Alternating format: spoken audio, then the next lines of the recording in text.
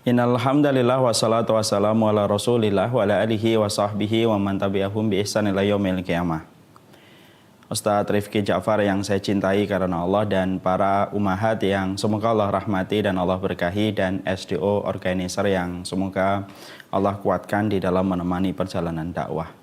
Alhamdulillah, tentunya senantiasa kita bersyukur kepada Allah Dat yang sempurna, sempurna di dalam namanya, sempurna di dalam sifatnya, sempurna pula di dalam ketetapan takdirnya dan syariatnya. Siapapun yang dia bersandar kepada Allah, maka sejatinya dia tidak akan pernah kecewa, karena sumber kekecewaan dan penyesalan pada kehidupan manusia itu simpel, yaitu adalah ketika bersandar kepada makhluk dan meninggalkan sandaran yang ideal, yaitu kepada Allah yang menguasai alam semesta. Inilah yang menjadikan kita senantiasa menempa hati kita untuk selalu bersyukur kepada Allah apapun kondisinya. Walaupun hari-hari ini kita melewati berbagai macam kesulitan, melewati berbagai macam kesukaran, tetapi yang kita harus tahu bahwasanya ujian itu hanyalah gemericik. Adapun nikmat yang Allah berikan kepada kita bagaikan gelombang di atas gelombang yang begitu besar. Ujian yang Allah berikan kepada kita hanyalah gerimis. Adapun nikmat yang Allah berikan kepada kita bagaikan hujan berbulan-bulan yang tidak berhenti. Dan itu menunjukkan kepada kita besarnya kenikmatan pada kehidupan kita selaku manusia. Maka tidak mengherankan kalau Imam Ibnu Qayyim berkata, kalaulah setiap manusia menyadari betapa Allah itu mengatur kehidupan makhluknya dengan begitu detail, dari perkara kecil dan perkara besar, tentulah hatinya akan meleleh jatuh cinta kepada Allah dengan demikian besarnya. Inilah yang menjadikan kita bersyukur kepadanya dalam segala urusan kehidupan kita. Tentunya ketika kita menghadapi pandemi ini, kita harapkan semoga hati kita lebih lapang dan lebih luas daripada ujian yang Allah berikan. Karena hati ketika menghadapi musibah itu ada dua. Ada hati yang terlalu kecil dan terlalu sempit dibandingkan ujian yang datang. Inilah hati yang menyebabkan frustasi dan depresi. Ketika hatinya terlalu kecil dan terlalu sempit dibandingkan ujian yang datang dalam kehidupan mereka. Orang-orang yang semacam inilah yang akan menggugat Allah, menggugat takdirnya, menyalahkan kondisi, menyalahkan keadaan terus-menerus. Sehingga ujian ini akan terasa berat dan mudah untuk menimbulkan depresi dan frustasi. Tentunya kita tidak berharap hati kita sebagaimana yang pertama. Ada hati yang kedua, yaitu adalah hati yang lebih lapang dan lebih luas daripada ujian yang datang. Siapapun yang hatinya lebih lapang dan lebih luas daripada ujian, maka ujian itu tidak akan merenggut arti keridhaan pada hatinya. Ujian itu tidak akan merenggut sukacita dia untuk tetap bersyukur kepada apa yang Allah berikan, karena hatinya selalu menampung ujian yang datang pada hidupnya. Inilah yang kita harapkan, semoga dengan pandemi yang datang dalam kehidupan kita sudah mulai menimbulkan efek domino kemana-mana, sampai berbagai macam lini kehidupan kita mendapatkan efek dari pandemi COVID-19 ini. Yang kita harapkan semoga hati kita, jiwa kita lebih lapang daripada ujian yang datang, karena tidak ada yang melapangkan hati kita kecuali adalah Allah. Makanya Allah berfirman pada surat Al-Insyirah ayat yang pertama, Alam nasyrah laka sadrak, bukankah kami yang melapangkan dadamu? Disitulah kita menjumpai tidak ada yang mampu melapangkan hati manusia, menyempitkan jiwa manusia kecuali adalah Allah. Dan tidak ada keberuntungan yang paling besar kecuali orang yang dilapangkan hatinya oleh Allah. Orang yang miskin tetapi lapang hatinya itu jauh lebih baik daripada orang kaya tetapi sempit hatinya sehingga mudah frustasi dan depresi. Semoga Allah senantiasa melapangkan hati kita menghadapi setiap ujian yang bertubi-tubi datang pada kehidupan kita. Karena tidak mungkin kita itu men-skip, menyembunyikan ujian pada kehidupan kita. Karena hakikat kehidupan ini, terutama orang yang beriman, selalu akan menghadapi setiap ujian. Makanya yang kita lakukan bukanlah meminta supaya kehidupan kita tidak ada ujian. Itu permintaan yang tidak mungkin dikabulkan. Maka sesungguhnya yang kita harapkan, kalaupun ujian Allah tetapkan untuk kita, bagian dari konsekuensi hidup di dunia ini, maka yang kita harapkan semoga hati kita, jiwa kita lebih lapang, lebih luas daripada ujian yang datang. Disitulah kita akhirnya mengerti ujian orang yang beriman itu berat, tetapi pertolongan Allah lebih besar daripada ujian yang Allah berikan. Kepada Allah kita bersyukur dan kepadanya kita menggantungkan segala urusan kehidupan kita, dan semoga Allah selalu menolong kita dalam setiap titian kehidupan kita, dan supaya kita senantiasa istiqamah berjalan untuk mengikuti sunnah Rasulullah, mengikuti para sahabat, mengikuti para tabi'in, mengikuti para tabi'ut tabi'in. Dan ini sebuah keyakinan yang tidak bisa ditawar. Mengikuti para salaful ummah merupakan sebuah kewajiban. Sembari kita menebarkan aroma persaudaraan dan atmosfer persaudaraan di antara kaum muslimin, karena yang kita ikuti adalah sunnah. Bukan untuk menunjuk, sunnah yang bukan untuk memvonis, sunnah yang bukan gampang untuk menghujat, dan sunnah yang bukan gampang untuk mencela serta memberikan penghakiman kepada orang lain. Tapi sunnah yang kita ikuti adalah sunnah yang menjadikan kita berkomitmen kepada dalil yang terkuat, sembari kita saling menghormati dan saling mencintai di antara saudara-saudara kaum muslimin yang ada di sekitar kita. Kepada Allah kita meminta bukan hanya kekuatan untuk sholat, tapi kepadanya kita meminta supaya persaudaraan ini tetap terjalin dan tetap terjaga sampai nanti kita dipanggil olehnya, supaya kita mendapatkan pahala bukan hanya dari sholat, tapi juga kita mendapatkan pahala dari persaudaraan yang kita tidak pernah lelah untuk merangkai persaudaraan di antara kaum muslimin. Karena mahar yang menjadikan kita saling mencintai di antara seorang hamba, yaitu adalah mahar ketika kita memiliki iman yang sama dalam perkara-perkara pokok di dalam akidah Ahlussunnah wal Jamaah. Nah, inilah pentingnya kita untuk mengerti tentang masalah ini. Jadi mengikuti sunnah merupakan harga mati yang tidak bisa ditawar. Kita pada kesempatan hari ini akan bicara tentang wanita pada kajian program Sayap Organizer Dakwah SDO, Sayap Dakwah Organizer, yang dimiliki oleh Ustadz Rifki dan bersama timnya. Saya sebenarnya tidak patut untuk menyampaikan materi, apalagi materi penutup. Terlebih sudah ada banyak ustadz-ustadz yang lebih utama dan lebih memiliki ilmu serta khibrah kehidupan daripada saya.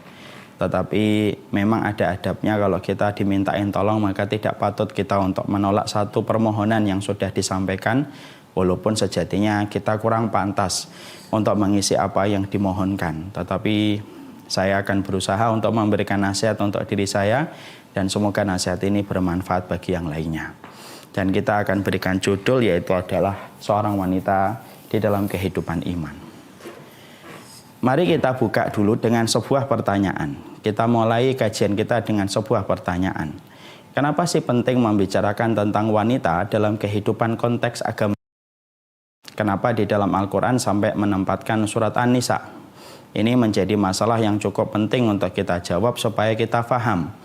Karena salah satu di antara pemikiran-pemikiran menyimpang hari ini adalah mereka orang-orang yang benci kepada Islam dari kalangan orientalis, dari kalangan zindik. Mereka selalu membuat sebuah narasi-narasi kebatilan yang mereka bumbui dengan rempah-rempah yang merayu supaya kita itu mengikuti apa yang menjadi narasi mereka.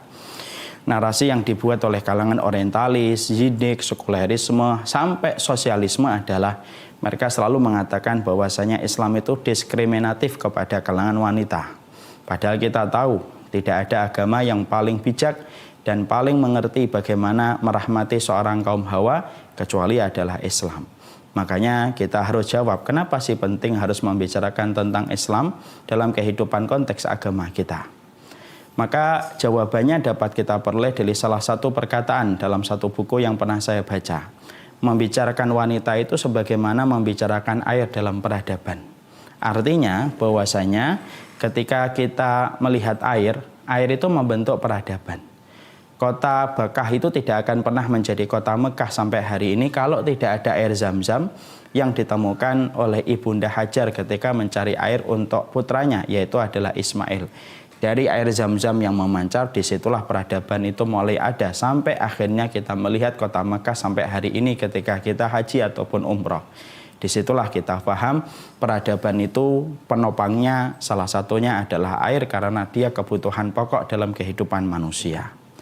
Sama, ternyata para ulama itu menyampaikan bahwasanya kedudukan wanita itu sebagaimana kedudukan air, di mana itu merupakan perkara yang penting dan merupakan kebutuhan yang pokok dalam kehidupan agama kita. Karena sesungguhnya tidak akan pernah terbentuk sebuah peradaban yang benar kalau kita tidak memperhatikan bagaimana kedudukan wanita, bagaimana memposisikan, bagaimana mendidik mereka, dan bagaimana mengarahkan mereka sesuai dengan apa yang diridhoi dan dikehendaki oleh penciptanya, yaitu adalah Allah. Kalaulah itu sudah dilaksanakan, setiap checklistnya sudah dilakukan, disitulah peradaban itu akan berdiri tegak. yaitu peradaban Islam ketika penopangnya yaitu kaum wanita betul-betul melaksanakan tugas sebagaimana yang dikehendaki oleh Allah Subhanahu wa taala.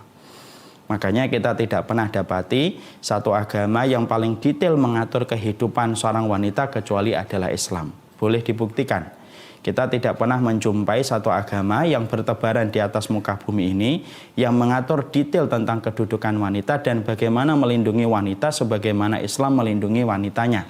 Karena Islam tahu apabila wanitanya itu benar, maka sesungguhnya peradaban itu akan tegak, dan ketika wanitanya itu bengkok, peradaban itu pun akan menjadi bengkok seiring dengan bengkoknya para wanita ketika mereka tidak mengetahui apa perkara yang dikehendaki oleh Allah dari kehadiran para wanita di atas muka bumi ini.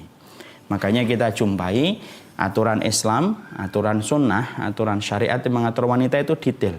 Sampai urusan jalannya diatur, sampai urusan cara dia berbicara dengan laki-laki yang bukan mahram diatur. Cara bagaimana dia di rumah diatur. Sampai aturan darahnya yang keluar setiap siklus bulanan itu pun diatur dan diterangkan detail di dalam sunnah.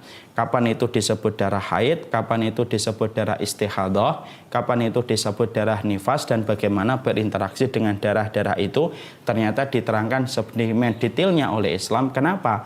Karena sesungguhnya Islam tahu memperhatikan seorang wanita secara detail dalam perkara kecil ataupun perkara besar itu sedang mempersiapkan sebuah peradaban yang akan terbentuk ketika kita memperhatikan bagaimana wanita itu benar sesuai dengan apa yang Allah kehendaki. Makanya Masya Allah bukan hanya mengatur, bahkan melindunginya. Bagaimana kemudian melindungi wanita diperhatikan betul di dalam Islam itu.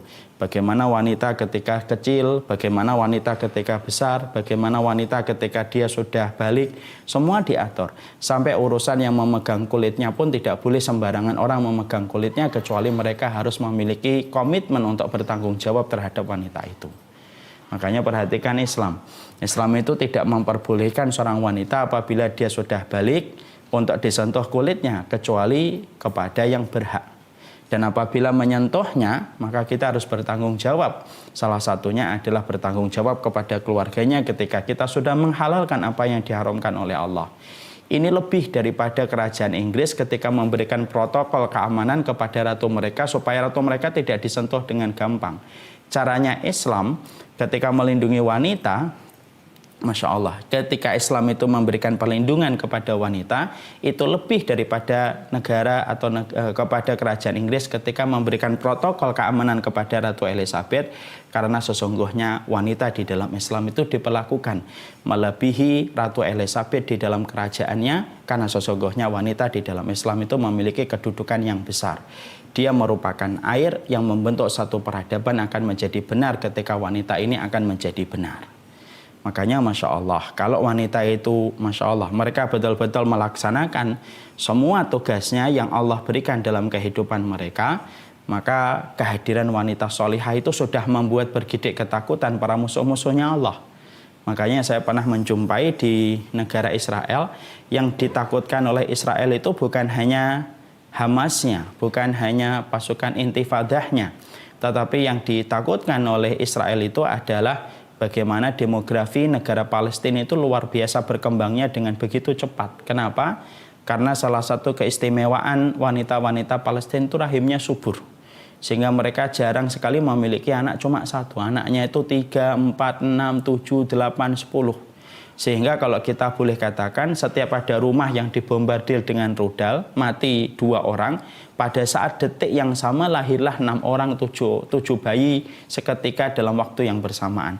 Di rudal satu rumah mati 3 orang, maka yang lahir dan tumbuh dan kemudian bayinya yang lahir itu mungkin 10 bayi yang lahir pada detik yang bersamaan. Demografinya begitu luar biasa.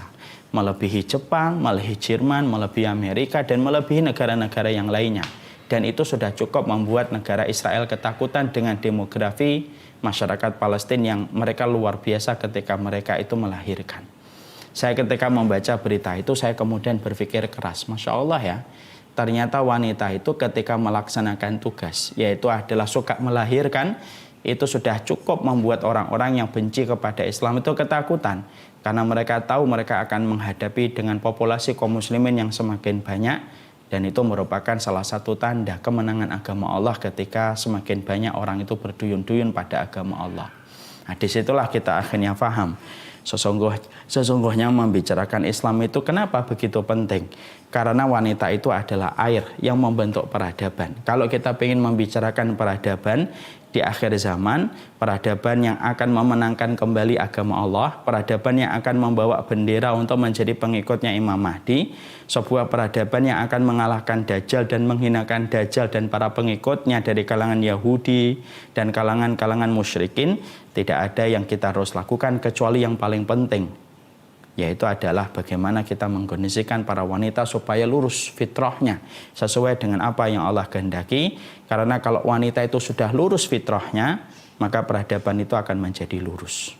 Makanya Masya Allah tidak ada yang paling beruntung kecuali adalah orang yang telah memiliki seorang wanita solihah. Karena wanita solihah itu apabila dia telah lurus fitrahnya, semua yang ada di sekitarnya menjadi beruntung. Maka suaminya akan menjadi beruntung. Khairu ma kana zabihil mar'u al-mar'atu sholihah. Bukankah sebaik-baik perniagaan itu, sebaik-baik simpanan itu adalah wanita sholihah? Suaminya beruntung karena dia mendapatkan partner menuju kepada akhirat dalam kondisi hatinya tenang. Kalau yang mendapatkan wanita sholihah itu adalah orang tuanya, bukankah anak wanita yang sholihah terjaga kesuciannya akan menjadi sutroh dan penghalang orang tuanya dari api neraka? Kalau yang mendapatkan wanita solihah itu adalah seorang anak, bukankah anak itu ketika mendapati ibunya solihah, berarti kemungkinan dia menjadi solih karena rahim yang taat itu dekat dengan janin yang taat? Maka disitulah kita paham, keberadaan wanita solihah itu adalah keberuntungan, selain membentuk sebuah peradaban yang luar biasa, yaitu peradaban kemenangan itu dibentuk melalui seorang wanita yang lurus fitrahnya, maka keberuntungan adalah ketika kita mendapati ada wanita solehah di sekitar kita. Nah, itulah yang menjadikan kita paham, membicarakan tentang pendidikan wanita itu bukan pembicaraan yang sifatnya apa adanya dan ala kadarnya, pembicaraan yang sifatnya edisional atau tambahan. Tetapi pembicaraan tentang wanita itu sejatinya adalah pembicaraan tentang sebuah peradaban besar, yaitu adalah bagaimana meletakkan wanita sesuai dengan fitrahnya. Makanya orang-orang kafir, orang-orang zindik, sebagaimana yang dikatakan para ulama salaf dulu, kalau mereka ingin menghancurkan Islam, ketika tidak lagi mampu senjata mereka untuk menghadapi senjata kaum muslimin, ketika semangat mereka tidak mampu untuk memadamkan semangat kaum muslimin yang lebih besar, karena kita adalah kaum yang cinta kematian sebagaimana orang kafir itu cinta kehidupan, maka yang mereka lakukan adalah ketika pedang-pedang orang kafir sudah mulai tumpul, semangat mereka kalah dengan semangatnya kaum muslimin ketika berperang, yang mereka lakukan adalah merusak wanitanya. Dan itulah yang kita dapati setelah jatuhnya khilafah 1924, semua program dibuat bagaimana untuk merusak kaum muslimah dan merusak orang-orang yang beriman dari kalangan kaum Hawa, supaya ketika fitrah wanita Islam itu sudah bengkok, peradaban itu akan jauh terbentuk ketika para wanitanya itu sudah tidak sesuai dengan fitrah yang dikehendaki oleh Allah Subhanahu wa taala. Makanya kita lihat hari ini semua program dibuat bagaimana membengkokkan fitrahnya wanita. Bagaimana wanita tidak lagi berada pada fitrahnya untuk malu. Bagaimana para wanita tidak lagi berada pada fitrahnya untuk mendidik anak dan dekat dengan anaknya. Bagaimana para wanita itu dipadamkan fitrahnya untuk berada di balik-balik rumahnya. Semuanya dirusak dan dikeluarkan para wanita dari dalam rumah. Bagaimana disibukkan dengan berbagai macam program supaya menghilangkan sifat malunya mereka, supaya mereka tidak percaya diri ketika memiliki banyak anak dan lain sebagainya. Hanya dengan itulah orang kafir berharap nafas mereka masih panjang untuk merasakan kemenangan ketika mereka menjumpai bahwasanya wanita di dalam Islam masih bengkok yang tidak sesuai dengan fitrah penciptanya. Dan inilah yang menjadikan kita mengerti, membiarkan wanita itu bengkok berarti kita memberikan nafas kepada orang kafir untuk terus menghirup kemenangan. Tetapi kalau kita perhatikan para wanitanya, maka sesungguhnya siapapun yang memperhatikan kaum wanitanya, lalu memperhatikan bagaimana fitrah ini tetap lurus, maka sesungguhnya tinggal 1, 2, 3 nafas yang akan diambil orang kafir untuk merasakan kemenangan, setelah itu akan berganti kehinaan bagi mereka. Maka itulah sejatinya memperhatikan kaum wanita di dalam Islam. Makanya yang kita harus pahami, inilah bagaimana wanita kalau mereka mengerti tentang fitrahnya. Makanya hutang kaum muslimin kepada para wanita yang telah menggores mutiara di dalam agama ini besar. Jadi kalau boleh kita katakan kaum muslimin ini punya utang. Hutangnya kepada siapa Ustadz? Hutang kaum muslimin adalah hutang mereka itu kepada para wanita-wanita yang mereka itu telah terjaga fitrahnya. Karena akhirnya hari ini kita mampu mencium bau wanginya Islam, kita mampu mencium bau wanginya keimanan itu karena kontribusi-kontribusi para wanita yang begitu besar memberikan kontribusi mereka di dalam agama ini. Makanya Masya Allah, kita berhutang kepada Ibunda Khadijah.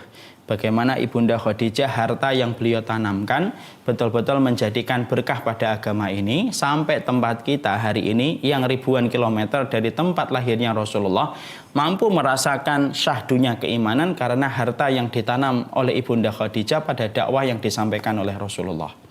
Kita hari ini mampu menangkap bagaimana potret kehidupan Rasulullah di dalam rumah, potret kehidupan Nabi ketika mandi, potret kehidupan Nabi ketika beliau bersama dengan istrinya, potret kehidupan Nabi ketika sholat tahajud lalu kakinya Aisyah itu menjulur. Semuanya akhirnya kita dapatkan dari apa yang disampaikan oleh Ibunda Aisyah ketika diberikan keenceran akal beliau untuk menghafalkan setiap hadis yang datang dari Nabi. Dan itulah merupakan hutang. Makanya Masya Allah, tidak ada sebuah narasi yang membenarkan bahwasanya Islam itu mendiskreditkan kaum wanita. Tidak ada narasi itu. Narasi itu akan batal dengan sendirinya. Karena sesungguhnya setiap orang yang faham dan mengerti tentang Islam, dia akan mengerti betul betapa Islam itu luar biasa menempatkan kalangan wanita. Dan setiap wanita ketika sudah berada pada fitrahnya yang benar, maka hutang kaum muslimin itu begitu besar kepada kalangan wanita. Ketika kalangan wanita itu mereka itu sudah memberikan kontribusi kepada agama Allah.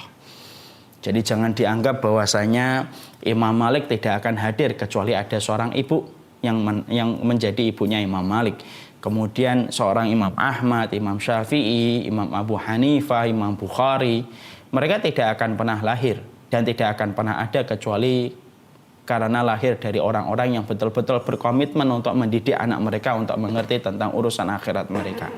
Makanya yang menyamakan antara Bukhari, kemudian Syafi'i, kemudian Imam Ahmad itu apa? Sama-sama yatim.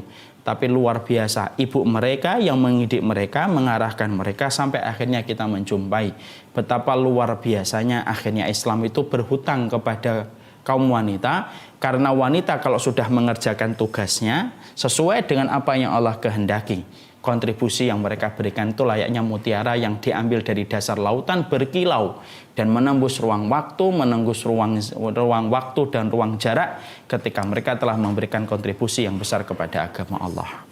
Jangan dikira bahwasanya wanita itu tidak bisa untuk hafal dan memahami agama dengan baik. Banyak ulama-ulama dari kalangan wanita. Cuma karena sifat malunya mereka, walaupun mereka itu luar biasa, maka Allah itu menyembunyikan nama mereka supaya mereka tetap terjaga iffah dan kehormatannya. Saya pernah mendengar ya, putrinya Imam Malik, ada salah satu putrinya Imam Malik, memiliki kekuatan hafalan yang luar biasa sebagaimana Imam Malik. Makanya ketika Imam Malik itu sudah mulai tua, sudah mulai menua, maka ketika murid-muridnya itu nyetor hafalan kepada Imam Malik, maka Imam Malik itu duduknya di depan sebuah pintu. Di belakang pintu itu ada putrinya Imam Malik yang juga hafal dengan apa yang telah dihafalkan dari ayahnya. Maka kalau Imam Malik itu kadang-kadang kelelahan menerima hafalan dari murid-muridnya yang menyetorkan hafalan kepada Imam Malik, maka nanti yang akan mengecek hafalan itu adalah putrinya Imam Malik yang ada di belakang pintu. Maka kalau ada yang salah, maka pintunya diketok. Nah itu berarti murid-muridnya Imam Malik tahu, oh hafalan mereka ada yang salah. Lalu mereka mengulang kembali hafalan itu. Dan Imam Malik sudah memberikan ijazah kepada putrinya untuk mengecek hafalan murid-muridnya. Masya Allah, hafal ribuan hadis layaknya Imam Malik. Kita juga pernah jumpai ada putrinya Sa'id bin Musayyib. Masya Allah, itu juga sama. Sa'id bin Musayyib seorang ulama besar, memiliki putri yang juga luar biasa. Dan baru ketahuan bagaimana hafalan putrinya ketika putrinya dinikahkan dengan muridnya Sa'id bin Musayyib. Ada salah satu muridnya Sa'id bin Musayyib yang baru saja meninggal suaminya, meninggal istrinya. Lalu kemudian Sa'id bin Musayyib itu langsung menawarkan putrinya kepada muridnya itu. Kamu nikahin putri saya saja. Kamu menikahin putri saya saja. Lalu kemudian sang murid bagaikan mendapatkan durian runtuh, langsung menyetujuinya walaupun dia tidak punya apa-apa. Dinikahkan dengan putrinya Sa'id bin Musayyib. Maka kemudian menikah dengan putrinya Sa'id bin Musayyib. Tentunya kita paham sunnahnya seorang laki-laki ketika menikahi gadis, maka dia bersama dengan istrinya selama 1 pekan. Betul-betul mengkhususkan selama 1 pekan. Kalau kemudian yang kita nikahi janda berarti 3 hari. Kalau sama seorang gadis berarti 7 hari. Maka beliau menemani putrinya Sa'id bin Musayyib yang baru saja dia nikahi itu 7 hari. Setelah 7 hari berlalu, maka hari yang ke-8 dia bersiap-siap kembali ingin menghadiri majelisnya Sa'id bin Musayyib.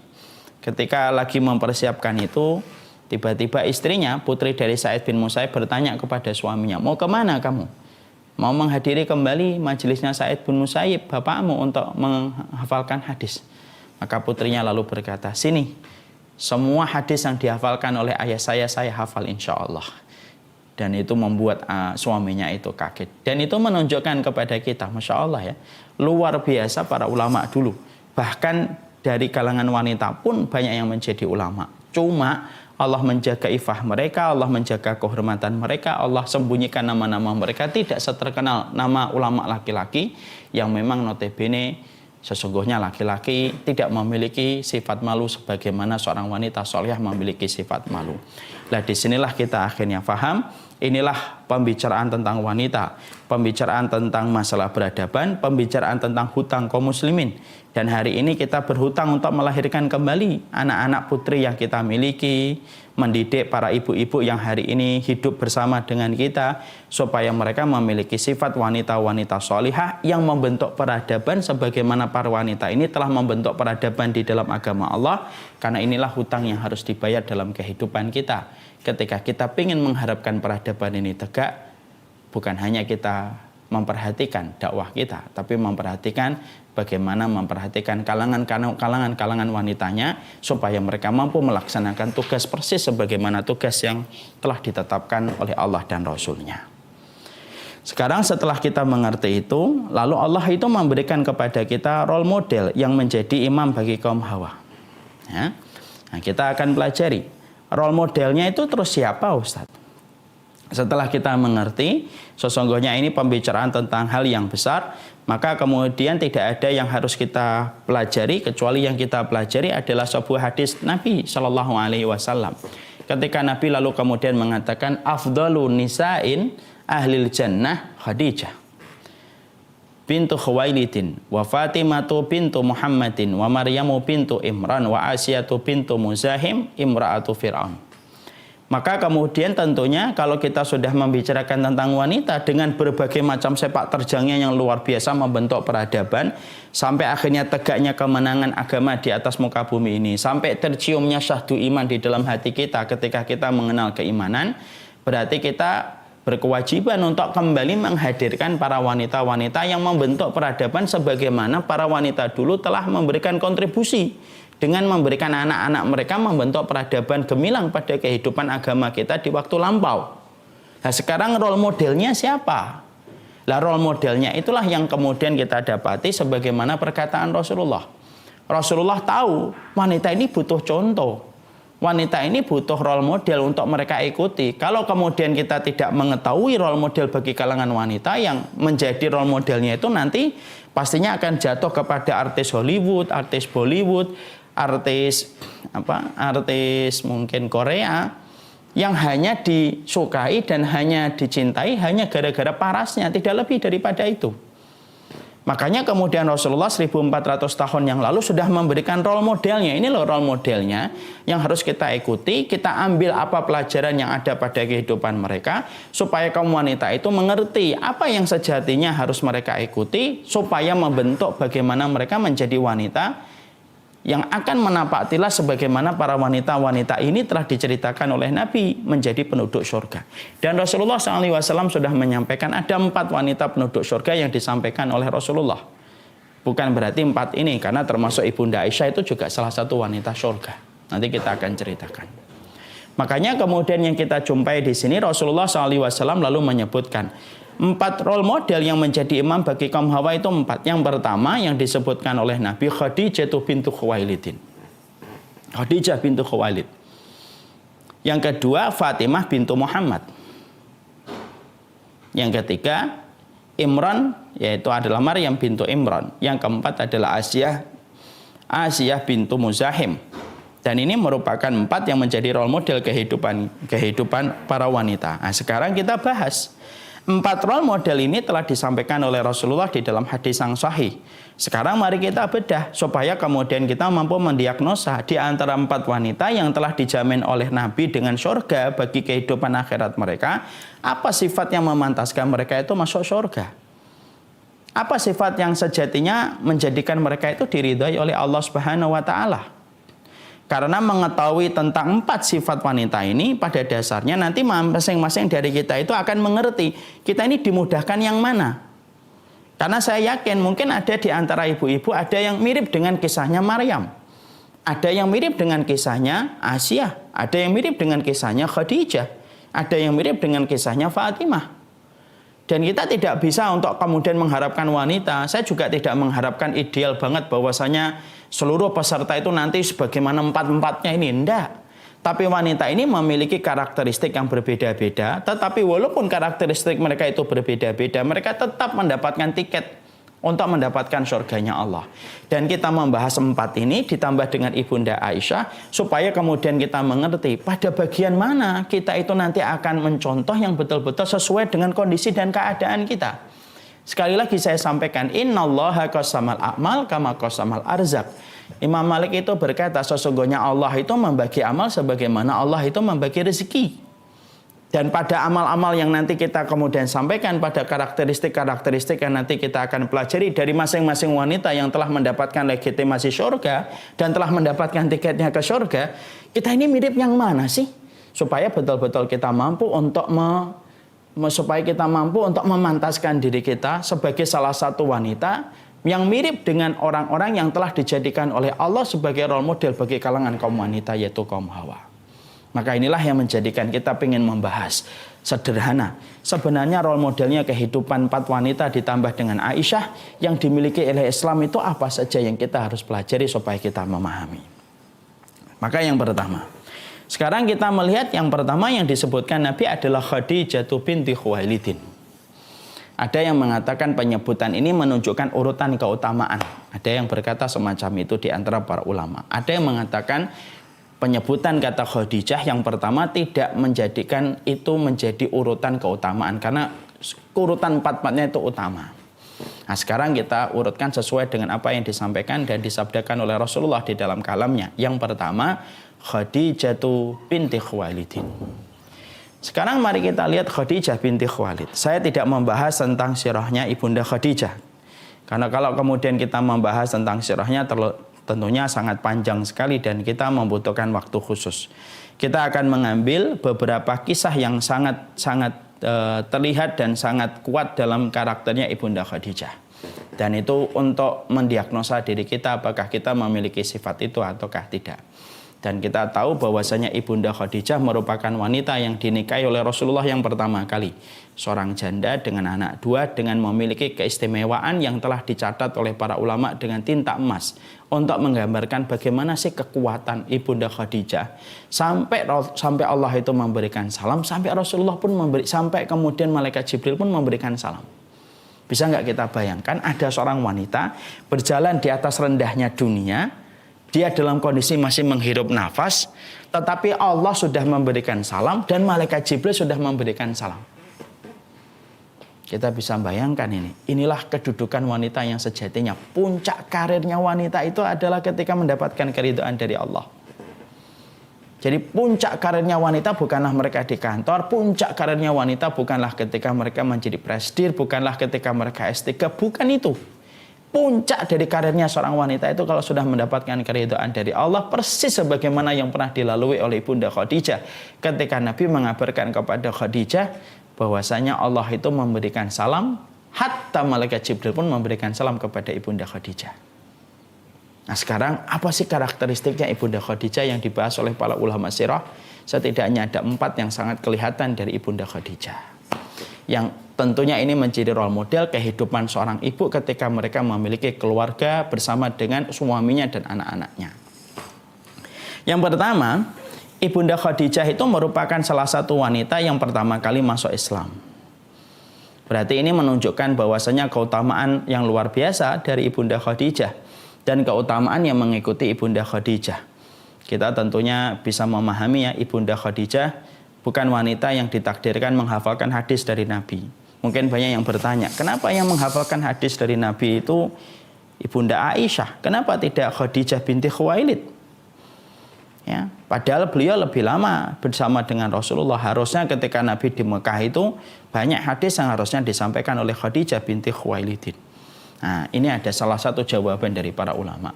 Karena kondisi Ibunda Khadijah berbeda dengan kondisi Ibunda Aisyah ketika mereka menjadi istrinya Rasulullah. Ibunda Khadijah ketika menjadi istrinya Rasulullah itu berada pada tekanan yang luar biasa dan berada pada pressure yang luar biasa. Sehingga akhirnya karena tekanan luar biasa, gangguan yang luar biasa yang dirasakan oleh Nabi bersama keluarganya, itulah yang menjadikan Ibunda Khadijah tidak menghafalkan hadis dari Nabi Shallallahu Alaihi Wasallam. Ya, karena banyak sekali pertanyaan ini saya dapatkan, kenapa Ibunda Khadijah tidak meriwayatkan hadis dari Nabi ya Ustadz?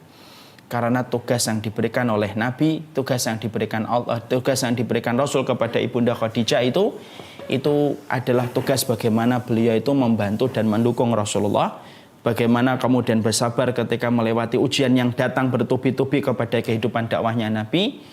Dan kondisi di Mekah itu sangat berbeda dengan kondisi Nabi ketika sudah berada di Madinah. Pada kondisi itulah yang menjadikan akhirnya Ibunda Khadijah itu memiliki kelebihan yang tidak sama dengan kelebihan yang dimiliki oleh Ibunda Aisyah. Dan tadi saya sudah mengatakan, innallaha qassamal a'mal kama qassamal arzak. Allah itu membagi amal sebagaimana Allah itu membagi rezeki. Sama, 4 wanita yang disebutkan Nabi menjadi role model bagi kehidupan kalangan wanita, mereka memiliki rezeki amal yang berbeda-beda satu dengan yang lainnya.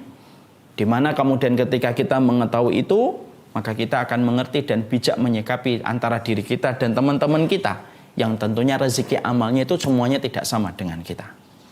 Makanya Ibunda Khadijah itu keutamaannya adalah seorang wanita pertama yang beliau telah menerima Islam. Keutamaan yang kedua yang dimiliki oleh Ibunda Khadijah, yaitu adalah ketika Ibunda Khadijah itu menjadi seorang wanita, ya, menjadi wanita yang sangat tinggi keikhlasannya untuk menemani dakwahnya Rasulullah SAW. Ya, kita tidak pernah dapati bahwasanya tidak ada orang yang paling berkhidmah kepada Nabi sampai memenangkan hati Nabi SAW kecuali Ibunda Khadijah. Saya belum pernah saya tuh begitu kagum sekali dengan ibu kita yang satu ini. Ibu kita Khadijah itu luar biasa ketika beliau itu menemani dakwahnya Rasulullah SAW. Khidmahnya beliau kepada Nabi itu bukan khidmah yang biasa, tapi khidmah yang terbaik. Kita dapati bagaimana Ibunda Khadijah habis uangnya untuk membantu dakwahnya Rasulullah SAW. Dia yakin ketika seluruh umat pada zaman itu mengingkari apa yang disampaikan oleh suaminya, yaitu adalah Muhammad SAW, dan begitu tulus beliau itu kemudian menemani dakwahnya Ibunda Khadijah, menemani dakwahnya Rasulullah SAW. Makanya saya kemudian sampai betul-betul memikirkan, saya tuh pernah mencoba untuk menggali kitab. Kenapa Ibunda Khadijah itu menjadi pemenang hatinya Rasulullah? Bahkan ketika antara Ibunda Khadijah dengan Ibunda Aisyah itu kemudian disandingkan namanya apabila mereka dua-duanya hidup, maka kecintaan Nabi kepada Ibunda Khadijah itu lebih besar daripada kecintaan Nabi kepada Ibunda Aisyah. Padahal kalau kita sandingkan Ibunda Aisyah dengan istri-istri yang lainnya, dengan Zainab, dengan kemudian Maria Qibtiyah dan para istri-istri Nabi yang lainnya, maka pemenangnya adalah Ibunda Aisyah. Tapi kalau Ibunda Aisyah ditarik untuk disandingkan dengan Ibunda Khadijah, pemenang hatinya Nabi itu tetap Ibunda Khadijah. Maka kemudian saya menjumpai di antara perkara yang menjadikan Nabi Muhammad SAW itu betul-betul jatuh cinta kepada Ibunda Khadijah, walaupun parasnya bukan yang paling cantik di antara para istrinya Nabi, maka sesungguhnya yang menjadikan jatuh hatinya Rasulullah kepada Ibunda Khadijah itu adalah bagaimana pengorbanan yang telah diberikan oleh Ibunda Khadijah. Dia itu merelakan zona nyamannya Ibunda Khadijah dalam kondisi dia berdagang, dan zona nyamannya Ibunda Khadijah ketika berada di rumah untuk diberikan sepenuhnya kepada Rasulullah. Makanya rumahnya Ibunda Khadijah itu menjadi rumah yang paling sering dimasuki oleh para sahabat ketika para sahabat itu masuk Islam dan bertanya Islam kepada Nabi. Padahal kita paham ya, zona nyaman kalangan wanita itu adalah rumahnya. Teritorial paling sensitif yang sangat dijaga oleh kalangan wanita itu rumah. Makanya akhirnya kita mendapati kenapa Rasulullah itu mengabarkan kepada Ibunda Khadijah bahwasanya Ibunda Khadijah itu mendapatkan satu rumah di surga, yang sifat rumah di surga itu disifati oleh Nabi dengan dua. La nasab, tidak ada keletihan pada rumah itu wahai Khadijah, dan tidak ada suara kegaduhan pada rumah itu. Yang membuat kita akhirnya berpikir, Imam Nawawi sampai menjelaskan, kenapa sifat rumah yang diberikan oleh Allah kepada Ibunda Khadijah disifati oleh Allah dengan dua, yaitu adalah tidak ada kelelahan, dan yang kedua tidak ada kegaduhan dan keramaian. Maka Imam Nawawi menjawab, untuk menggantikan kelelahan Ibunda Khadijah ketika di dunia, ketika menemani dakwahnya Rasulullah, karena wanita yang paling letih menemani dakwahnya Rasulullah di awal Islam itu Khadijah. Dan yang kedua, kenapa tidak ada kegaduhan pada rumahnya Ibunda Khadijah? Untuk menggantikan kegaduhan yang didapatkan dan keramaian yang diperoleh Ibunda Khadijah ketika dia telah membuka pintu rumahnya didatangi para sahabat. Dan kita tahu ya, rumah itu zona nyaman yang paling dicintai oleh wanita. Makanya Masya Allah, itulah bukti. Maka kemudian akhirnya Ibunda Khadijah itu betul-betul luar biasa memberikan yang terbaik kepada Nabi Shallallahu Alaihi Wasallam. Bukan hanya hartanya, sampai zona nyamannya dia berikan kepada Nabi Muhammad Shallallahu Alaihi Wasallam. Nabi Muhammad tidak bisa membalas apa-apa kecuali Rasulullah memberikan khidmah kepada Ibunda Khadijah, dan Rasulullah mengatakan dan selalu menghibur Ibunda Khadijah dengan kata-kata surga. Yang dilakukan Nabi itu menghibur dengan surga, janji-janji Allah dengan surga. Tetapi itu dibeli oleh Ibunda Khadijah. Janji yang disampaikan Nabi itu dibeli oleh Ibunda Khadijah dengan pengorbanan yang beliau berikan kepada Rasulullah. Bahkan kita bisa bayangkan, Rasulullah itu sebelum beliau diutus menjadi seorang Nabi, sebelum beliau diutus untuk menjadi seorang Rasul, Masya Allah, yang kita dapati bahwasanya Nabi Muhammad itu bertahanus ke Gua Hira. Tahanus itu sebuah kegiatan ketika dia naik ke puncak, ke Gunung Hira, ke Bukit Hira, lalu kemudian berdiam diri ketika malam, paginya pulang. Dan itu merupakan satu kegiatan yang asing pada saat itu untuk dilakukan. Kenapa? Karena rata-rata laki-laki pada zaman itu tuh mereka itu berkumpul-kumpul melakukan aktivitas yang tidak bermanfaat. Bahkan ketika Rasulullah itu balik ketika paginya dalam kondisi gemeter, Ibunda Khadijah tidak kemudian berkata, loh kan, pulang-pulang gemeter, kamu sih kegiatannya aneh-aneh, malam-malam ke gua. Enggak. Maka kemudian langsung diselimuti oleh Ibunda Khadijah. Ibunda Khadijah mencari pendeta untuk menceritakan apa itu. Untuk kemudian ahlul kitab, dia mencari ahlul kitab untuk bertanya tentang apa yang terjadi kepada suaminya. Membuktikan kepada kita, yang menjadikan Ibunda Khadijah itu diberikan salam oleh Rasulullah SAW itu apa?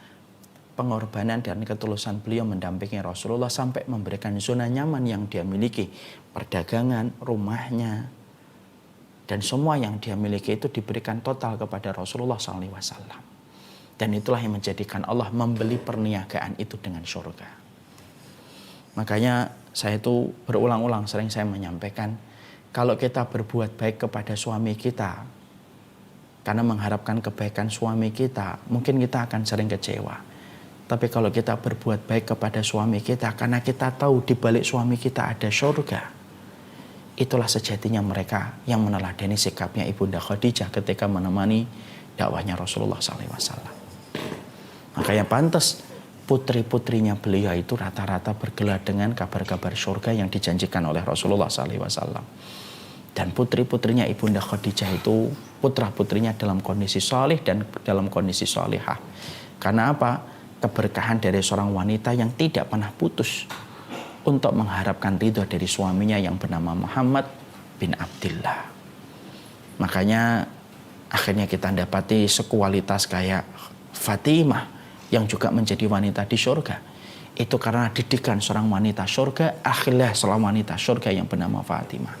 Dan itu menunjukkan kepada kita, karakteristik seorang wanita itu puncak karirnya adalah ketika dia berkhidmah kepada suaminya dan mendapatkan keridhaan Allah bersama dengan keridhaan suami yang dia peroleh dan dia dapatkan.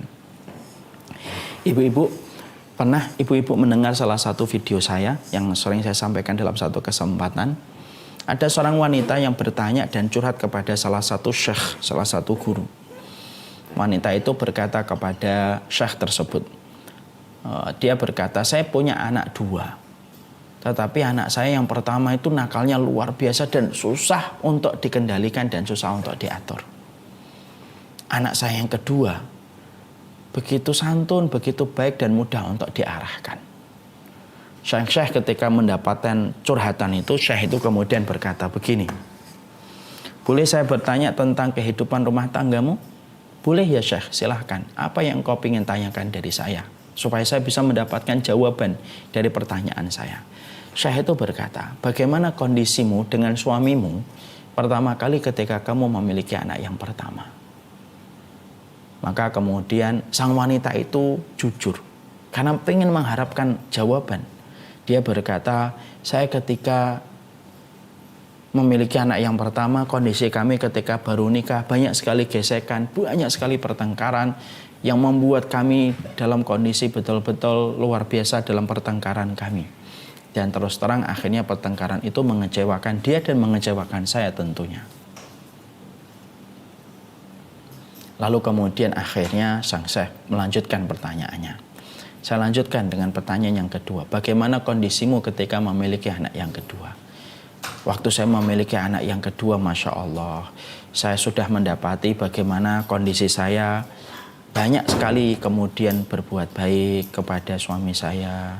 Kemudian saya sudah mulai tidak banyak pertengkaran dan lain sebagainya. Kemudian saya itu menjawab, itulah jawaban dari kenapa anakmu yang pertama dan yang kedua bisa berbeda. Kenapa anakmu yang pertama kondisinya sangat berbeda dengan yang kedua? Karena ketika kamu memiliki anak yang pertama, kamu tidak mendapatkan posisi hatimu di hati suamimu. Jadilah apa yang terjadi hari ini. Tapi ketika kamu memiliki anak yang kedua, kamu mendapatkan keridhaan dari suamimu ketika kamu sudah berusaha untuk mencari keridhaannya. Maka ketika kamu sudah mendapatkan ridho dari suamimu, maka ridho Allah itu pun bersama dengan dirimu. Maka ketika ridho Allah sudah turun, maka Allah membantumu untuk mendapatkan anak yang solih yang kamu dapatkan hari ini. Sebuah dialog sederhana, tapi dialog itu memberikan kepada kita pelajaran. Terkadang ada masalah yang kita hadapi dengan anak kita, karena ada salah satu hal, ini bukan satu-satunya, tapi salah satu hal di antara banyak hal yang ternyata kita belum beres di dalam tugas yang harusnya kita lakukan. Maka inilah yang menjadikan kita mengerti dan memahami kondisi Ibunda Khadijah. Ketika beliau dalam kondisi yang semacam itu, itulah yang menjadikan Allah membeli cash dan kontan. Seluruh pengorbanan yang diberikan oleh Ibunda Khadijah dibeli cash oleh Allah dengan sebuah rumah di surga. Dan itulah salah satu di antara wanita yang telah dijadikan oleh Allah sebagai role model bagi kehidupan kaum Hawa, yaitu tingkat pengorbanan Ibunda Khadijah. Kemudian yang ketiga, Ibunda Khadijah itu tentunya mendermakan hartanya di jalan Allah. Makanya disinilah kita akan menjumpai salah satu di antara sifatnya wanita itu bakhil. Itu sifat dasar wanita ketika mereka itu menggenggam harta. Makanya kalau kita meneladani apa yang dilakukan oleh Ibunda Khadijah, beliau mendermakan hartanya di jalan Allah.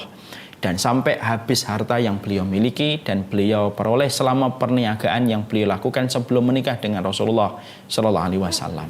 Nah, disitulah kita akhirnya mendapati juga sebuah pelajaran. Tidak semua yang kita sedekahkan itu langsung berbalik dengan kekayaan. Makanya saya tidak setuju kalau ada orang mengatakan sedekahlah kamu akan kaya. Siapa yang mengatakan sedekah itu kaya? Allah itu cuma mengatakan orang yang bersedekah diganti dengan rezeki, dan rezeki itu bukan hanya nominal. Dan harusnya sedekah itu bukan untuk dunia, rezeki sedekah itu untuk kehidupan akhirat yang lebih baik. Dan kita mendapatkan contoh dari Ibunda Khadijah, bagaimana beliau mendermakan hartanya. Seluruhnya di jalan Allah ketika beliau itu menjadi partner akhiratnya Rasulullah SAW. Makanya saya dulu berpikir ya, kenapa Rasulullah itu menikah yang pertama kali itu beliau mendapatkan janda? Beliau mendapatkan janda. Kenapa kok tidak langsung yang gadis yang langsung pinter? Sebagaimana Ibunda Aisyah. Tapi kenapa yang pertama kali itu adalah dengan seorang Khadijah? Padahal Allah mampu untuk mempertemukan Rasulullah SAW dengan jodoh yang betul-betul masih gadis, yang betul-betul punya kelebihan dengan berbagai macam halnya. Saya mendapati ada satu pernyataan dari ulama, karena litahammulil a'ba, karena sesungguhnya Kenapa Rasulullah dipertemukan pertama kali pada pernikahannya yang pertama itu dengan seorang janda? Karena Allah itu mengerti keberadaan janda itu tepat bagi Nabi Shallallahu Alaihi Wasallam, karena sejatinya mereka mampu untuk memikul beban yang lebih berat daripada seorang gadis. Makanya itulah yang menjadikan kita mendapati ada seorang sahabat Nabi bernama Jabir menikah dengan janda. Ditanya sama Nabi, kenapa kamu tidak menikahi gadis? Maka pada saat itu Jabir berkata, ya Rasulullah, adik-adikku banyak, tanggung jawabku banyak. Makanya menikahi itulah yang menjadi rahasia kenapa Rasulullah itu pertama kali dinikahkan dengan seorang janda. Ternyata bukan hanya karena Rasulullah dilamar oleh Khadijah, bukan hanya itu. Tapi ada pelajaran besar ketika Allah itu menyampaikan sebuah kisah bertemunya Nabi dengan Ibunda Khadijah. Makanya akhirnya dengan seluruh pengorbanan yang diberikan oleh Ibunda Khadijah, itulah yang kita dapatkan yang terbaik. Kemudian yang keempat, tetap beriman ketika yang lain itu ingkar. Makanya Ibunda Khadijah itu selalu menjadi partner terbaik untuk kehidupan Rasulullah SAW. Ya, dan itu kemudian ditunjukkan ketika kepadanya sebuah luar biasa, yaitu adalah dengan yang menyediakan yaitu surga khusus buat Ibunda Khadijah. Dan itu menjadikan kita akhirnya memahami tentang keutamaan yang dimiliki oleh Ibunda Khadijah.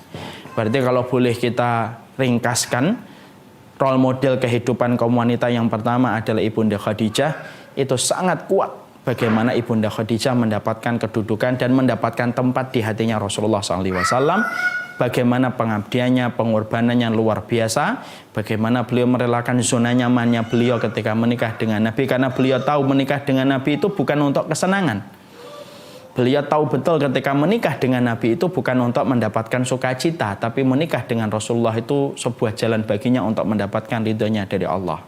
Makanya seorang wanita ketika mereka telah menempatkan pernikahan bukan untuk ajang memuaskan dirinya, tapi sesungguhnya setiap wanita ketika mereka ngerti betul bahwasanya pernikahan itu bukan hanya masalah biologis, tapi adalah masalah ideologis untuk betul-betul mendapatkan ridhanya Allah, maka sesungguhnya luar biasa keluarga itu akan diridhai oleh Allah Subhanahu wa Ta'ala.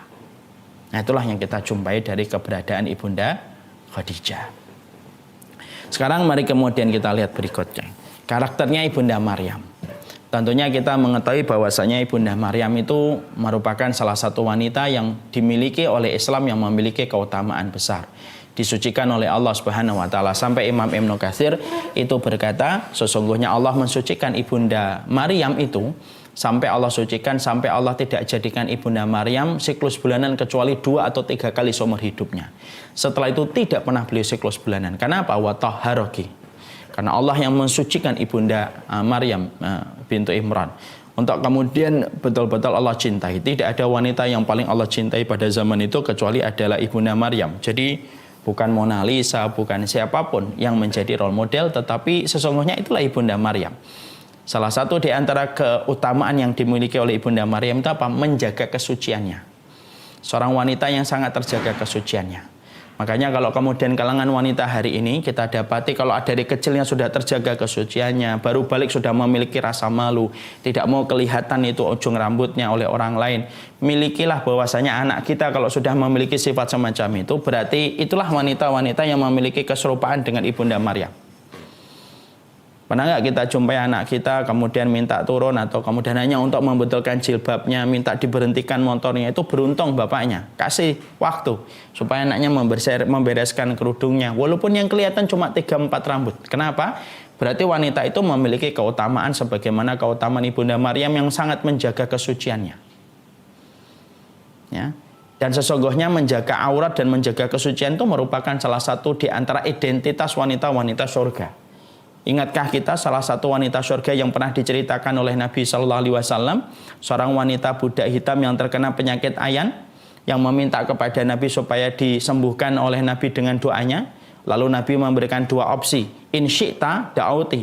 Kalau kemudian mau, saya akan mendoakan kamu dan kamu akan sembuh. Tapi kalau kamu mau, kamu bersabar, maka kamu akan mendapatkan pahala surga. Wanita itu kemudian memilih, saya kalau begitu sabar ya Rasulullah. Setelah itu dia pergi, baru beberapa langkah dia mengatakan kepada Nabi, cuma saya minta satu ya Rasulullah, kalau saya itu penyakit ayan saya kambuh, sering sekali saya itu kambuh dan tidak sadar kalau ayanku sedang kambuh, dan sering sekali terungkap auratku, yang mana kalau tersingkapnya aurat ketika sedang tidak sadar maka tidak dosa. Tapi karena wanita ini sudah tumbuh keimanan, wanita ini berkata, "Ya Rasulullah, tolong doakan supaya Allah menutup auratku secara rapat ketika ayanku kambuh dan aku akan bersabar dengan ayan yang Allah berikan kepadaku." Dan Rasulullah mendoakan. Dan tahukah kita, wanita itu setelah ketemu dengan Nabi, didoakan Nabi, setiap penyakit ayannya kambuh tertutup auratnya secara rapat dan tidak pernah terbuka. Loh, sampai seorang wanita itu kalau sudah betul-betul tumbuh keimanannya, sampai ketika tidak sadar pun yang difikirkan itu adalah aurat. Padahal itu dalam kondisi apa? Padahal dalam kondisi tidak sadar yang sebenarnya diberikan rukhsah oleh Allah dalam kedudukannya. Makanya kemudian kita mendapati karakternya Maryam bintu Imran itu menjaga kesuciannya. Betul-betul terjaga kesuciannya, dijaga betul supaya kesuciannya ini tidak ternoda dengan apapun. Makanya pantas kalau ada seorang orang tua, seorang bapak, seorang ibu mampu memiliki anak putri 2, 3 yang sampai dia jaga kesuciannya sampai menikah, betul-betul itu menjadi sutrah dan penghalang orang tuanya dari api neraka. Kenapa? Cintanya Allah kepada wanita yang menjaga kesuciannya. Cintanya Allah kepada wanita yang mampu menjaga kesuciannya, dan cintanya Allah kepada orang tua yang mampu memberikan anugerah dan kontribusi dengan putrinya yang dia jaga semata-mata karena taatnya orang tua itu kepada Allah.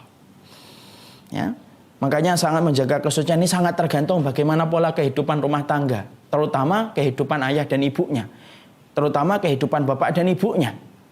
Makanya Masya Allah ini, kalau kita ingin mendapati putri-putri kita terjaga, maka kita harus berbagi peran antara istri dengan seorang ayah. Kalau kita ingin menciptakan anak-anak ataupun diri kita sebagaimana Maryam bintu Imran. Suami kita ini harus bagaimana singa yang begitu tegas ketika menjaga putrinya. Makanya saya pernah itu dikasih sebuah pertanyaan sama salah satu jamaah saya dekat rumahnya sini. "Ustadz, saya itu diprotes sama putri saya. Putri saya berkata, Abi ini terlalu galak. Makanya setiap ikhwan yang datang nggak jadi. Karena Abi terlalu galak. Jangan terlalu galak-galak, Abi. Biar kemudian gampang jodohnya kita." Abinya gelisah dengan ucapan komentar anaknya. Dia tanya sama saya tuh dikomentari terlalu galak, Ustadz. Tapi saya galak ini punya alasan. Kalau saya tidak galak sebagaimana singa, anak saya nanti digondol satu-satu, Ustaz. Dan itu akan menjadi kerugian saya. Apakah saya salah ketika saya itu galak sebagaimana singa? Saya ngomong, "Loh betul Bapak. Bapak ini harus galak sebagaimana singa. Biarkan ibu yang menjadi kucing yang lembut kepada putrinya. Tapi Bapak itu harus galak." Kenapa? Kegalakan dan ketegasan seorang ayah itu menjaga kesucian anak. Makanya kemudian salah satu karakternya Maryam bintu Imran itu apa? Sangat menjaga kesucian. Karena juga memiliki seorang ayah yang sangat menjaga kesuciannya dan memberikan lingkungan yang terbaik. Siapa ayahnya? Imran. Keluarga Imran, keluarga yang terkenal menjaga kesuciannya, terjaga betul. Makanya banyak sekali riwayat yang menerangkan bagaimana komitmennya Imran ketika kemudian menjaga Maryam supaya Maryam itu Maryam itu betul-betul terjaga dari berbagai macam noda dan terjaga kesuciannya. Makanya wanita hari ini kalau kemudian menjadi seorang ibu, tidak akan mungkin kita itu akan melahirkan anak-anak yang taat kepada Allah ketika kita tidak mentaatkan diri kita. Salah satu ketaatan identitas penduduk surga itu masalah pakaian, menjaga kesuciannya, menjaga auratnya betul-betul. Jangan dianggap remeh masalah pakaian bagi kalangan wanita. Kenapa? Pakaian itu masalah besar di hadapan Allah. Orang ketika meninggal dunia saja diatur pakaiannya, kain kafannya 3 lapis. Padahal meninggal dunia diatur. Bagaimana ketika memandikan tidak boleh melihat aurat-aurat vitalnya. Padahal dia sudah meninggal dunia. Kalau kita di dalam syariat ini memperlakukan wanita saja yang sudah melakukan jenazah yang sudah meninggal dunia, itu tetap terjaga auratnya, ditutupin auratnya, dikasih pakaian dengan kain kafannya, sampai sedetail itu padahal dia telah meninggal dunia, apalagi ketika masih hidup. Allah itu memperhatikan pakaian. Makanya Maryam bintu Imran itu terjaga kesuciannya, terjaga auratnya, terjaga sifatnya yang tidak pernah tersentuh oleh laki-laki, Masya Allah. Seorang perempuan yang sama sekali semenjak dia balik tidak pernah tersentuh dengan laki-laki yang bukan mahramnya. Dan itu keutamaan dari Maryam bintu Imran. Ditambah lagi kemudian bagaimana dia sabar dengan ujian yang Allah anugerahkan kepada Maryam. Ujiannya berat. Dia mengandung sebuah tugas yang berat, yaitu mengandung Isa. Yang mana pada saat itu dia tidak pernah tersentuh dengan laki-laki. Tapi ujian itu dilewati oleh Ibunda Maryam dengan begitu berat. Apa yang didapatkan oleh Ibunda Maryam? Celaan, hujatan. Padahal maaf ya, kekuatan perempuan untuk mendapatkan hujatan itu berbeda kualitasnya dengan laki-laki ketika mendapatkan hujatan. Kalau laki-laki mendapatkan hujatan itu lebih kuat dia menerima hujatan dan celaan. Kenapa? Karena laki-laki itu makhluk di luar, makhluk sosial, makhluk yang berinteraksi. Kalau mendapatkan hujatan dan celaan, dia lebih mampu untuk menerima hujatan dan celaan daripada kaum wanita. Tapi kita bisa bayangkan nggak? Bagaimana kita menjumpai seorang Ibunda Maryam, wanita yang mendapatkan hujatan, celaan ketika mendapatkan tugas dari Allah. Makanya kalau ada kalangan wanita hari ini meniti jalan kebenaran, mendapatkan hujatan, lalu dia tidak kuat, baru pakai jilbab sedikit, kemudian mendapatkan hujatan, dia lepaskan kembali jilbabnya, harusnya kembali merenungi tugas yang diberikan Allah kepada Ibunda Maryam. Dia harus kemudian membawa Isa di dalam kandungannya. Pada saat ketika Ibunda Maryam pada saat itu tidak pernah disentuh oleh laki-laki. Dan kita bisa bayangkan narasi apa yang dikatakan oleh Ibunda Maryam kepada orang supaya percaya dengan dirinya bahwasanya dia tidak berzina. Kekuatan logika tidak bisa menerima pada saat itu. Tapi pada saat itulah Ibunda Maryam akhirnya menerima satu tugas yang logika itu pada saat zaman itu susah untuk menerima. Bahkan sampai hari ini pun logika tidak bisa menerima. Tapi dihadapi tugas itu dengan berat. Artinya banyak wanita-wanita yang ada di atas muka bumi ini kadang-kadang mendapatkan tugas yang berat. Ada yang tugasnya mungkin tiba-tiba mendapatkan anak autis. Ada yang tiba-tiba mendapatkan tugas dari Allah mendampingi suami seorang pendakwah dengan berbagai macam ritme yang didapatkan. Ada seorang wanita yang tiba-tiba mendapatkan tugas anaknya 1, 2 kemudian memiliki kekurangan-kekurangan yang harus dihadapin. Itu tugas yang Allah bagikan. Maka ketika ada wanita yang semacam itu, maka Allah menjadikan role modelnya itu sebagaimana Maryam. Ini loh Maryam, tugasnya itu berat. Tugasnya melebihi logika manusia. Yaitu dia mengandung yang mana dia tidak pernah disentuh oleh laki-laki. Kenapa Allah memberikan role model contoh itu kepada Ibunda Maryam? Supaya menjadi contoh bagi kalangan wanita setelahnya. Karena kalangan wanita setelahnya akan mendapatkan tugas yang sama. Dan kita menjumpai bahwasanya Ibunda Maryam telah menyelesaikan tugasnya. Dan akhirnya pujian Allah itu mengalir kepada Ibunda Maryam. Masya Allah ya. Makanya Masya Allah Ibunda Maryam mendapatkan cobaan itu dan dia bersabar. Saking kemudian bukan hanya sabar. Ibunda Maryam itu sampai memiliki kebeningan hati. Hatinya itu bersih betul Ibunda Maryam itu. Sampai kemudian orang menghujat dia, melempari beliau dengan kerikil. Sampai kemudian dalam surat Maryam dia bersandar ke pohon kurma. Fa'ajahal makhadu ila jinnin akhlati qalat ya laitani mitu qabla hadza wa kuntu nasan mansiyah. Dan sampai Ibunda Maryam itu saking beratnya ujian, dilempari batu, diusir, dicemooh, dicela. Karena sudah terkenal sebagai perempuan yang menjaga kesucian, tapi ternyata dia hamil tanpa ada suaminya. Lalu kemudian sampai dia diceritakan oleh Allah bersandar ke pohon kurma. Ketika bersandar ke pohon kurma, beliau sampai berdoa, ya Allah matikanlah saya supaya saya itu dilupakan manusia dan tidak lagi dihiraukan manusia. Imam Qurtubi di dalam kitabnya At-Tadhkirah mengomentari doanya Ibunda Maryam itu, bukan Ibunda Maryam putus asa ketika minta mati, bukan. Imam Qurtubi di dalam kitabnya itu mengatakan Ibunda Maryam meminta mati adalah supaya orang yang mencelanya dan menghujatnya tidak bertambah dosanya. Karena celaan dan dosa yang mereka, karena dosa celaan yang mereka berikan kepada Maryam itu pasti dipertanggungjawabkan mereka di hadapan Allah. Saking bening hatinya. Jadi akhirnya kita mendapati karakternya Maryam bintu Imran itu apa? Memberikan kekuatan kepada para wanita. Kalaupun kamu berjalan di atas rel kebenaran, ketika kamu mendapatkan satu kebaikan dan kebenaran yang kamu ikuti, tugas yang Allah berikan kepada kamu, bersabar di situ. Itulah ujian yang Allah berikan kepadamu. Sebagaimana Allah pernah memberikan ujian yang jauh lebih berat daripada ujian yang kamu dapati. Yaitu adalah bagaimana Ibunda Maryam harus mengandung Isa. Dan pertolongan Allah itu tidak pernah terlewatkan. Ya, ada yang diuji dengan pengorbanan dia kepada suaminya kayak Khadijah. Ada yang diuji dengan celaan yang dia dapatkan sebagaimana Ibunda Maryam. Makanya pada Ibunda Maryam itu setidaknya 2 yang paling menonjol dari Ibunda Maryam. Kesabaran atas tugas yang Allah berikan kepada Ibunda Maryam. Dan yang kedua, kebeningan hatinya Ibunda Maryam.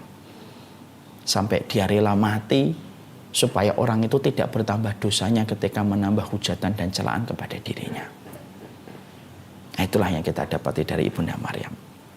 Kemudian yang ketiga yaitu adalah karakternya Ibunda Fatimah. Ini karakter Ibunda Fatimah ini panjang lebar, tapi saya cukupkan yaitu karakternya Ibunda Fatimah itu yaitu adalah putri yang sangat patuh kepada orang tua. Jadi sebelum dipetik oleh Ali bin Abi Thalib, luar biasa, Ibunda Fatimah adalah orang yang luar biasa ketika bersama dengan ibundanya Khadijah dan bersama dengan Rasulullah Muhammad. Makanya Masya Allah ya, seorang wanita yang begitu baik dengan ibunya Khadijah. Dalam beberapa buku-buku sirah saya mendapati Ibunda Fatimah sangat memuliakan ibunya. Sangat memuliakan ibunya. Makanya akhirnya beliau menjadi wanita yang lembut. Ingat, seorang anak yang paling lembut sama ibunya adalah orang yang paling lembut hatinya. Dan tentunya tidak akan pernah dijadikan oleh Allah celaka. Wa barum biwalidati wa lam yaj'alni jabbaran syaqiyya. Aku berbuat baik kepada ibuku, maka aku tidak celaka dan aku tidaklah kasar. Makanya kalau kita mencari menantu, Bu, mencari menantu pastikan yang paling baik sama ibunya. Karena menantu yang paling baik sama ibunya itu adalah menantu yang sejatinya dia paling lembut hatinya dan tentunya tidak akan pernah celaka. Dan itulah yang dicontohkan Ibunda Fatimah. Bukan hanya kepada ibunya, kepada bapaknya pun luar biasa. Sampai akhirnya dipetik oleh Ali bin Abi Thalib, orang yang terbaik mendapatkan yang terbaik. Ibunda Fatimah itu keluarga surga. Bapaknya penduduk surga, ibunya penduduk surga, suaminya penduduk surga, anaknya pun menjadi penduduk surga. Padahal wanita ini menjadi wanita yang luar biasa, sangat patuh dan hormat kepada suaminya. Cintanya kepada sunnah lebih besar daripada kepada dirinya sendiri.